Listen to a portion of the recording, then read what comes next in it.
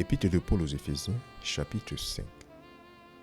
Suivez Dieu donc comme de chers enfants, et marchez dans l'amour, comme Christ aussi nous a aimés, et s'est donné lui-même pour nous en une offrande et un sacrifice à Dieu, une douce et agréable fragrance, mais que ni fornication et ni aucune impureté ou convoitise ne soient pas même mentionnées parmi vous, comme il convient à des saints.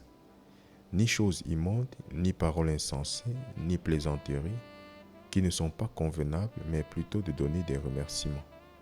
Car vous savez ceci, que ni proxénète, ni personne souillée, ni homme convoiteux, qui est un idolâtre, n'a aucun héritage dans le royaume de Christ et de Dieu.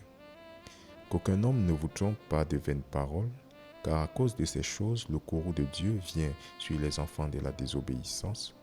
Ne participez donc pas avec eux, car vous étiez parfois dans l'obscurité, mais maintenant vous êtes lumière dans le Seigneur. Marchez comme des enfants de lumière. Car le fruit de l'esprit est en toute bonté et droiture et vérité, éprouvant ce qui est acceptable au Seigneur, et n'ayez aucune association avec les œuvres infructueuses de l'obscurité, mais plutôt désapprouvez-les.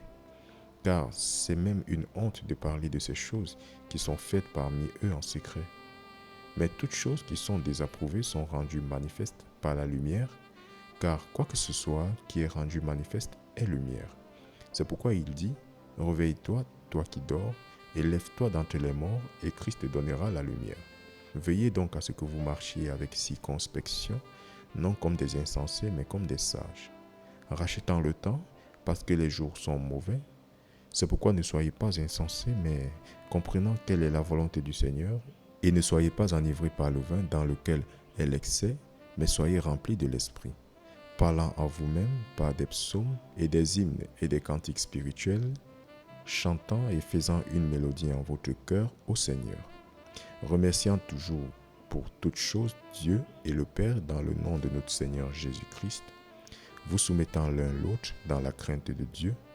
Femmes, soumettez-vous à vos propres maris comme au Seigneur, car le mari est la tête de la femme, comme Christ est la tête de l'Église, et il est le sauveur du corps. Par conséquent, comme l'Église est soumise à Christ, de même que les femmes le soient aussi à leur propre mari en toutes choses.